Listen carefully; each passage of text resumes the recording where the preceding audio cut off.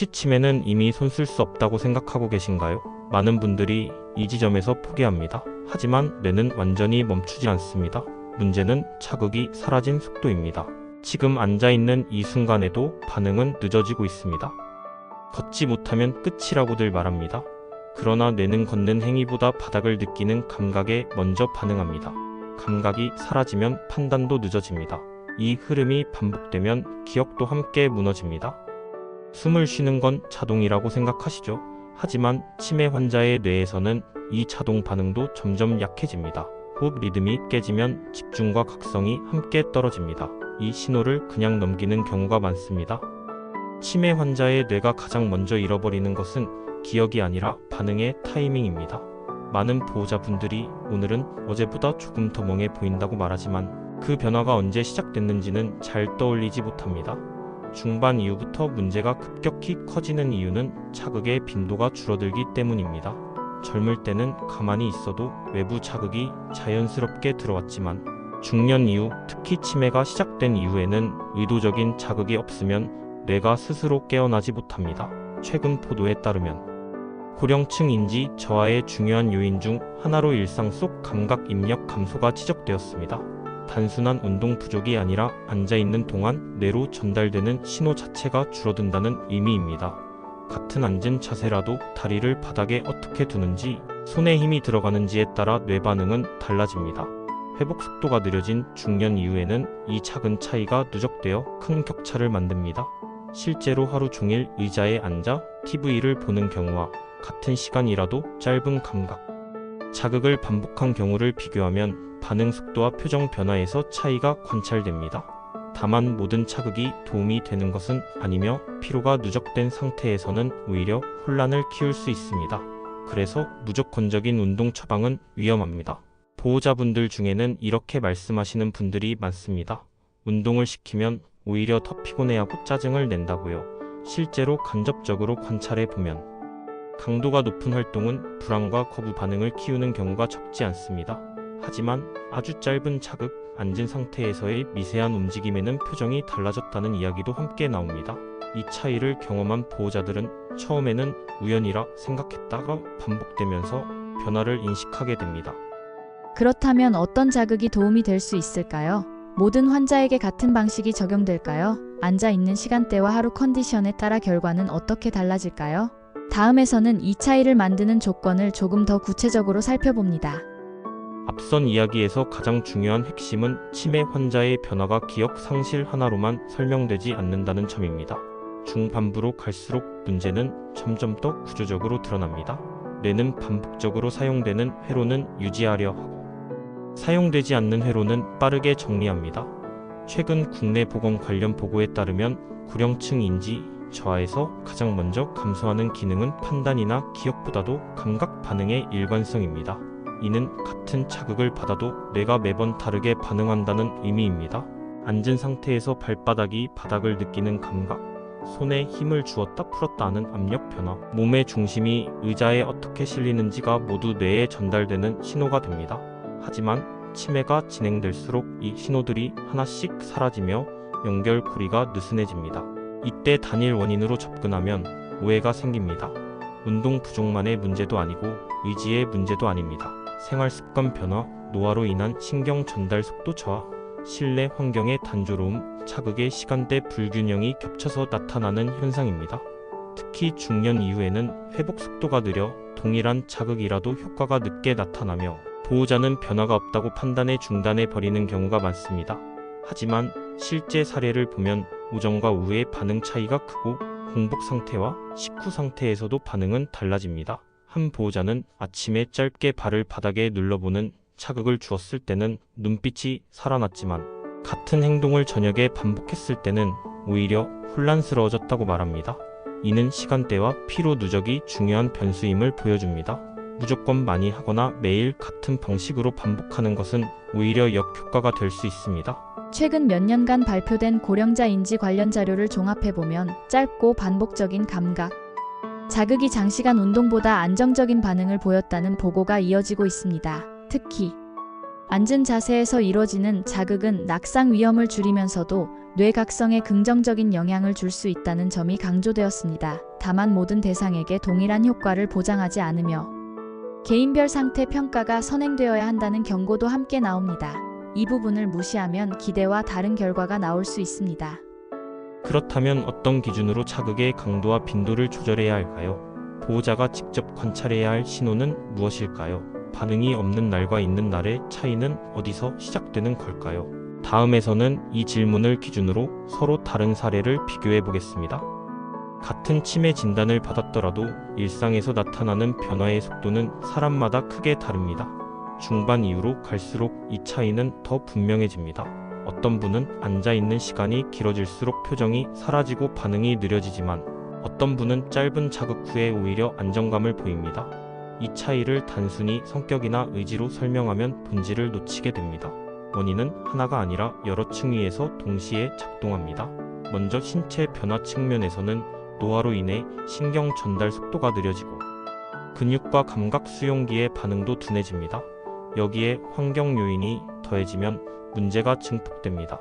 늘 같은 의자, 같은 방, 같은 조명 아래에 있으면 뇌는 새로운 정보가 없다고 판단해 각성 수준을 낮춥니다. 섭취 요인도 무시할 수 없습니다. 수분 섭취가 부족하거나 식사 간격이 길어질 경우 반응 저하는 더 뚜렷해집니다.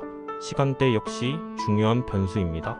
오전에는 비교적 반응이 살아있지만 오후 후반으로 갈수록 혼란과 무기력이 커지는 경우가 많습니다. 이 모든 요소가 겹치면서 어떤 날은 비교적 뚜렷해 보이고 어떤 날은 갑자기 멀어진 것처럼 느껴지는 현상이 나타납니다. 중년 이후에는 회복 속도가 느리기 때문에 이런 차이가 하루 이틀 누적되면 보호자는 급격한 악화로 인식하게 됩니다. 하지만 실제로는 누적된 조건의 결과인 경우가 많습니다. 사례를 비교해보면 하루 종일 같은 자세로 앉아있는 경우와 앉은 상태라도 짧게 감각 자극을 바꿔준 경우에서 반응 지속 시간의 차이가 나타납니다. 반대로 자극을 과하게 주었을 때는 오히려 불안과 초조가 증가하는 사례도 있습니다. 그래서 단정적인 해결책은 위험합니다. 어떤 조건에서는 도움이 되지만 다른 조건에서는 문제를 키울 수 있기 때문입니다. 현장에서 보호자들의 반응을 종합해보면 공통된 혼란이 드러납니다. 어제는 괜찮았는데 오늘은 왜 이럴까라는 질문입니다. 많은 분들이 하루에 한 장면만 보고 상태를 판단합니다. 그러나 장시간 관찰해보면 반응이 떨어지기 직전에 공통적으로 나타나는 신호가 있습니다. 시선이 바닥으로 오래 머무르거나 손에 힘이 풀리거나 호흡 리듬이 불규칙해지는 변화입니다. 이 신호를 놓치지 않은 보호자들은 자극을 줄이거나 방향을 바꾸는 선택을 하게 됩니다. 그 결과 큰 혼란 없이 지나간 날이 늘어났다고 말합니다. 그렇다면 이런 신호를 언제 어떻게 확인하는 것이 가장 효과적일까요? 보호자가 놓치기 쉬운 초기 변화는 무엇일까요? 앉은 상태에서 할 수 있는 자극과 피해야 할 자극의 경계는 어디에 있을까요? 다음에서는 안정과 신뢰를 중심으로 이 질문을 이어가겠습니다. 중반을 지나면서 가장 중요한 전환점은 불안을 줄이면서도 뇌의 반응을 유지하는 균형입니다. 많은 보호자분들이 변화를 느끼면 조급해지고 뭔가 더 해야 한다는 압박을 받습니다. 하지만 치매 환자의 뇌는 과도한 자극보다 예측 가능한 흐름에서 더 안정적인 반응을 보입니다. 최근 공식 발표에 따르면 고령자 인지 관리에서 일관된 환경과 반복 가능한 감각 신호가 불안 감소에 기여하는 것으로 보고되었습니다. 여기서 중요한 점은 반복이 단조로움과 같지 않다는 사실입니다. 같은 앉은 자세라도 손의 위치, 발의 접촉, 시선의 방향을 미세하게 바꾸는 것만으로도 뇌는 새로운 정보를 인식합니다. 중년 이후에는 신호 처리 속도가 느려져 이런 변화가 바로 드러나지 않을 수 있습니다. 그래서 보호자는 효과가 없다고 느끼지만 실제로는 누적 효과가 서서히 작동하는 경우가 많습니다. 안정적인 사례를 보면 하루 중 반응이 비교적 좋은 시간대를 중심으로 짧은 자극을 반복했고 반응이 떨어지는 시간에는 오히려 자극을 줄여 혼란을 예방했습니다. 반대로 하루 컨디션과 무관하게 같은 자극을 강행한 경우에는 불안과 거부 반응이 증가했습니다. 그래서 무조건적인 방법은 존재하지 않습니다. 조건과 맥락에 따라 도움이 되기도 하고 문제가 되기도 합니다. 사회적 관찰을 통해 보면 보호자 스스로가 안정을 찾았을 때 환자의 반응도 달라졌다는 이야기가 자주 나옵니다. 조급함이 줄어들면 목소리 톤과 거리 유지가 달라지고 그 변화가 환자에게 그대로 전달됩니다. 한 보호자는 방법보다 태도가 더 중요하다는 걸 뒤늦게 깨달았다고 말합니다. 같은 자극을 주어도 급한 마음으로 할 때와 차분할 때 반응이 달랐다는 경험담은 적지 않습니다. 이런 변화의 흐름을 놓치지 않으려면 지금처럼 하나씩 맥락을 이해해 두는 것이 중요하니 앞으로 이어질 이야기를 위해 구독을 선택해 두시는 것도 도움이 됩니다. 그렇다면 관찰을 지속하기 위해 보호자가 스스로 점검해야 할 기준은 무엇일까요?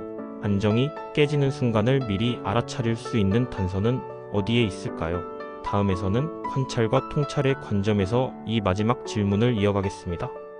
마지막으로 남는 핵심은 관찰의 방향입니다. 많은 보호자분들이 무엇을 해야 하는지에 집중하지만 실제로는 무엇이 변하고 있는지를 알아차리는 능력이 더 큰 차이를 만듭니다.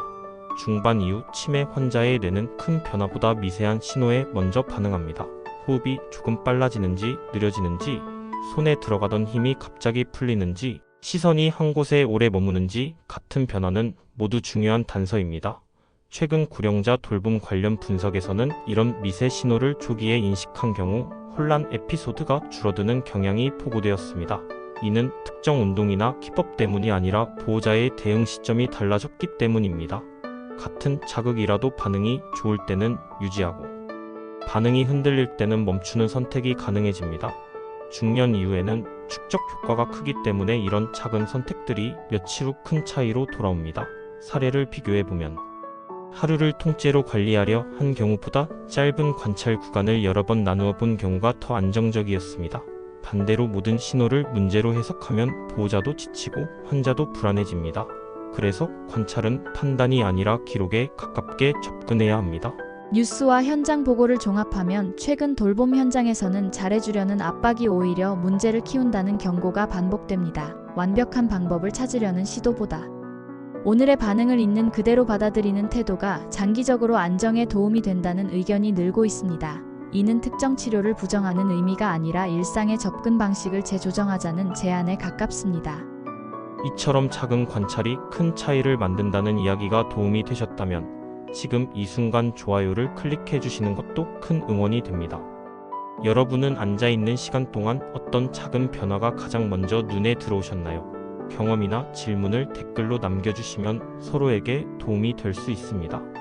치매 환자의 일상 자극과 관련해 보호자분들이 자주 확인하는 기준과 식품 정보가 고정 댓글이나 프로필에 함께 정리되어 있습니다. 지금 상황에서 무엇을 참고해야 할지 헷갈린다면 한 번쯤 확인해 두는 것만으로도 불안이 줄어들 수 있습니다.